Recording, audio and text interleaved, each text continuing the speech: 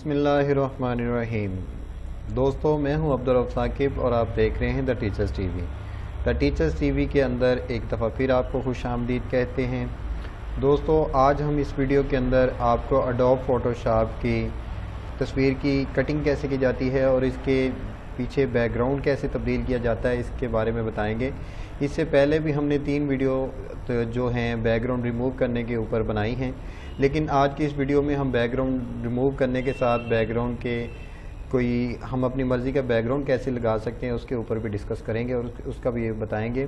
तो वीडियो शुरू करने से पहले जिन दोस्तों ने अभी तक हमारा चैनल सब्सक्राइब नहीं किया वो हमारा चैनल सब्सक्राइब कर लें और साथ बने हुए बेल आइकन पर लाजमी क्लिक कर लें ताकि हमारी हर नई आने वाली वीडियो का नोटिफिकेशन बवक्त मिलता रहे। तो दोस्तों, चलते हैं आज की वीडियो की तरफ।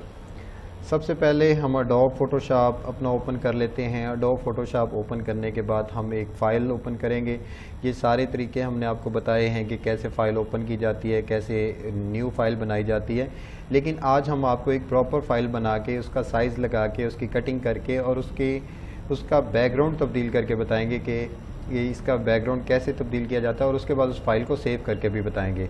उम्मीद है थोड़ी सी वीडियो लंबी होगी, लेकिन दोस्तों से शुरू में एक गुजारिश है कि वीडियो को मुकम्मल देखा करें ताकि इसमें आपके नॉलेज में आपके इजाफ़ा होता है। हम ये वीडियो किसी काम मकसद है सिर्फ यही है कि आप लोग इससे कुछ सीख सकें और बेहतर गाइडलाइन हम आपको प्रोवाइड करते हैं, इसलिए थोड़ी सी वीडियो हमारी लंबी होती है। इसलिए वीडियो को शुरू से लेकर एंड तक देखा करें, उसे सीखने की कोशिश किया करें। तो दोस्तों, सबसे पहले आज हम यहाँ से एक न्यू फाइल लेंगे।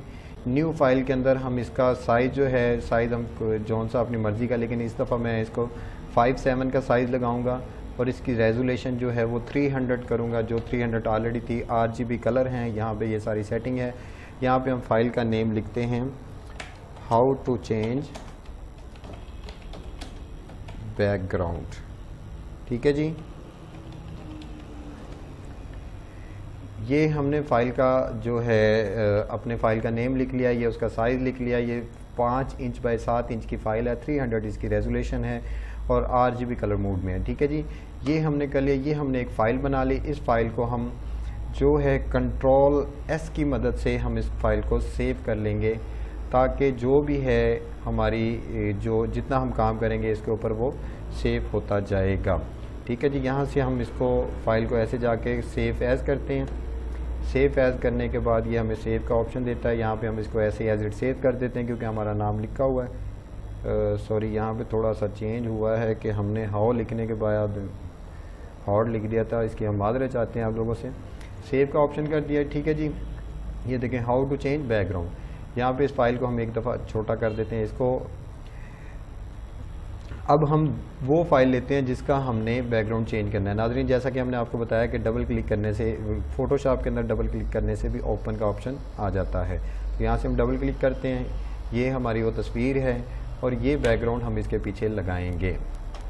ठीक है जी, ये वो थोड़ा सा आपको बताया कि वो मैनेज कलर की वजह से होता है। ये इस तस्वीर के पीछे हम ये बैकग्राउंड लगाएंगे और ये बैकग्राउंड कैसा लगेगा, कैसा दिखेगा, इसके बारे में हम थोड़ी देर तक आपको आगे चल के बताते हैं। तो फिल वक्त इस फाइल को हम हाइड कर देते हैं। इस फाइल के ऊपर हमने काम करना है, इस फाइल को भी हाइड कर देते हैं। ठीक है जी, ये कटिंग करने का तरीका आपको बताया हुआ था, इसलिए हम पेन टूल के साथ इसकी कटिंग करेंगे। पेन टूल के बारे में आपको बताया था कि सबसे पहले आपने क्यू प्रेस करना है। क्यू प्रेस करने से ये जो बैकग्राउंड ब्लू है ये ग्रे हो जाएगी। ये मैंने अभी क्यू प्रेस किया तो ये ग्रे होगी। उसके बाद P प्रेस करना है तो पेन टूल का आ जाता है। इस चीज़ के बारे सभी के बारे में हम आपको बताया हुआ है कि ये कैसे होता है, इसलिए हम यहाँ से कटिंग करेंगे। कटिंग करने के बाद आपको दोबारा बताएंगे।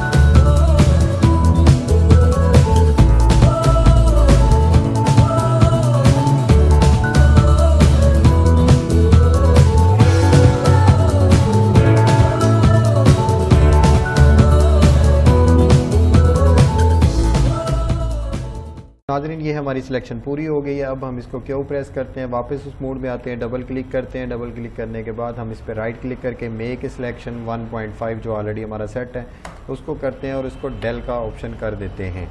डेल का ऑप्शन करने के बाद ये तस्वीर हमारी, इसका बैकग्राउंड जो है वो ख़त्म हो गया है। तो अब हम अपनी जो हमने हाउ टू वाली की हुई है जिस पे हमने यानी कि काम करना है, इसको बड़ा सिंपल सा यहाँ से जो है हमारा मूव टूल है, मूव टूल की वी शॉर्टकट की है उसको प्रेस करते हैं और तस्वीर को यहाँ से पकड़ के हम इसके ऊपर जो है रख देते हैं। ठीक है जी। अब उसके बाद हमने इसका बैकग्राउंड ले लेते हैं। बैकग्राउंड के भी हमने क्या करना है, बैकग्राउंड को इधर से पकड़ना है और यहाँ पे छोड़ना नहीं है, इसके ऊपर लाके इसको छोड़ देना है। ठीक है जी। अब हमारे इन दोनों का काम जो है वो ख़त्म हो गया। अब हमने मेन इसी के ऊपर ही काम करना है। तो सबसे पहले हम क्या करते हैं जी, सबसे पहले हमने इसको, नाज़रीन एक चीज़ इसमें ज़रूर आपने याद रखनी है कि फ़ोटोशॉप के अंदर जब भी आपने तस्वीर को बड़ा करना है, ख़ासतौर पे इमेज को बड़ा करना है, तो आल्ट और शिफ्ट की मदद से बड़ा करना है। आल्ट करने से भी बड़ा हो जाएगा, लेकिन जब आप शिफ्ट को करेंगे तो ये देखिएगा आल्ट प्रेस करने से ये एक तरफ खींचा जा रहा है या जिस तरह हम करना चाह रहे हैं हो रहा है, लेकिन जैसे हम शिफ्ट को साथ दबाते हैं तो ये चारों तरफ से हो जाता है। ठीक है जी। ये हमने अपने बैकग्राउंड को सेट कर लेना है। जैसे हमने सेट करना है उसके बाद एक दफ़ा इसको करके जो हम उसकी एग्जैक्ट जो उसकी जगह है उस जगह पे ला के जहाँ पे हम उसको सेट करना चाह रहे हैं, सेट करने के बाद हम उसको जो है एक दफ़ा हम इसको बराबर कर लेते हैं। यहाँ पे बराबर करने के बाद हम इसको ओके कर देते हैं। जैसे हम ओके करेंगे ये चीज़ आ जाएगी। अब नाज़रीन चीज़ ये है कि हमारी तस्वीर नीचे है, हमारी तस्वीर कैसे नज़र आएगी, तो यहाँ से इसको पकड़ के इस तस्वीर के ऊपर वाली साइड पे लेके आना है, छोड़ना नहीं है, यहाँ से ऊपर वाली साइड पे ले आना है। जैसे ही हम ऊपर वाली साइड पे लेके आएंगे, सॉरी एक दफ़ा ये लेयर का ऑप्शन बंद हो गया तो यहाँ से घबराना नहीं है, यहाँ से हम इसको ये कर लेते हैं। ठीक है जी। हमारा लेयर का ऑप्शन, विंडो में जाएंगे, विंडो में जाके लेयर के ऑप्शन पे क्लिक करेंगे, ये आ गया। ठीक है जी।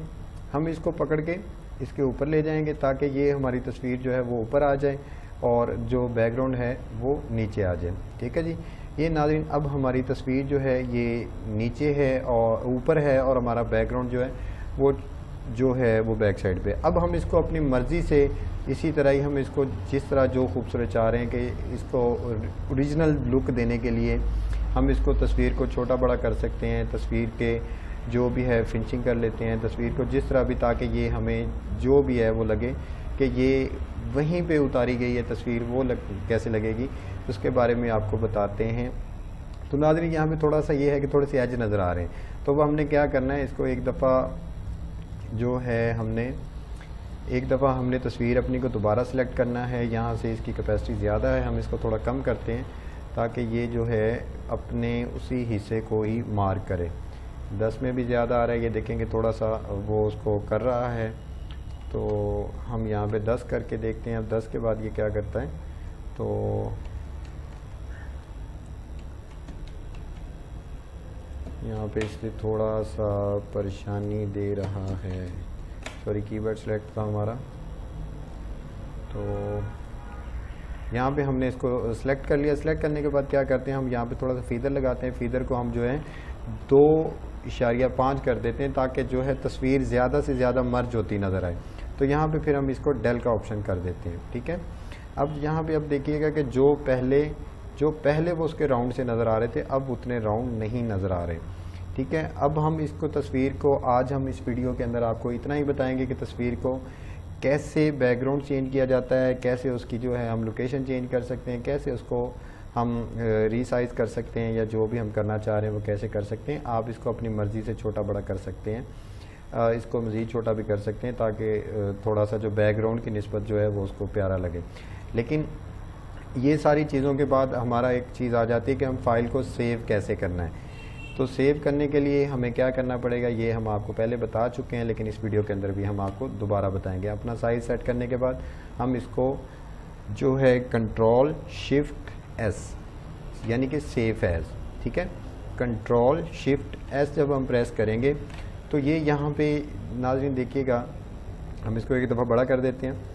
यहाँ पे ये आ रहा है जी हाउ टू चेंज बैकग्राउंड, जो ये हमारी फ़ाइल है ये उसका दे रहा है, लेकिन ये साथ दे रहा है फोटोशॉप PSD ठीक है। हम इसको अगर यहाँ पे खाली कंट्रोल एस भी करेंगे तो ये उससे उसके ऊपर जाके सेव हो जाएगा, लेकिन जैसे ही हम अब कंट्रोल शिफ्ट एस करेंगे तो नाज़रीन जो है हमारी ये जो फ़ाइल है, इस फ़ाइल के अंदर अब देखिए 25.8 MB की ये फ़ाइल हो गई है। ये अब वो फ़ाइल उसने PSD बना दी है। लेकिन अब हम अगर इसको JPEG बनाना चाह रहे हैं तो यहाँ पे फॉर्मेट के ऊपर यहाँ पे क्लिक करेंगे और ये लिखा हुआ है JPEG इसको कहते हैं। यहाँ से हम इसको JPEG करेंगे तो वो गायब हो जाएगी। अब सिर्फ वो JPEG जो इमेज हैं वही शो होंगी। अब यहाँ पे ओके करते हैं। ओके करने के बाद हमको इसका जो है क्वालिटी इसकी ठीक है, यहाँ पे इसको लार्ज फाइल है, यहाँ पे हम इसको ओके कर देते हैं। ठीक है जी। अब हमारी ये फ़ाइल ये ऐसे ही है। हम इस फ़ाइल के ऊपर अगली वीडियो के अंदर आपको बताएंगे कि इस फ़ाइल के कलर्स कैसे ठीक किए जाते हैं, और उसके बाद इंशाल्लाह हम आपको ऑनलाइन अर्निंग के बारे में बताएंगे कि ऑनलाइन अर्निंग कैसे की जाती है और जितनी हमने वीडियो दिखाई इनका ऑनलाइन अर्निंग में क्या क्या किरदार है। तो नाज़रीन उम्मीद करेंगे आज की वीडियो आपको पसंद आई होगी, और अगर आज की हमारी वीडियो पसंद आई है तो हमारी वीडियो को लाइक करें, दोस्तों के साथ शेयर करें, कमेंट करें और बेल आइकन पर लाजमी क्लिक कर लें ताकि हमारी आगे नई आने वीडियो का नोटिफिकेशन आपको बवक्त मिलता रहे। तो नाज़रीन तब तक के लिए हमें इजाज़त दें। अल्लाह हाफिज़।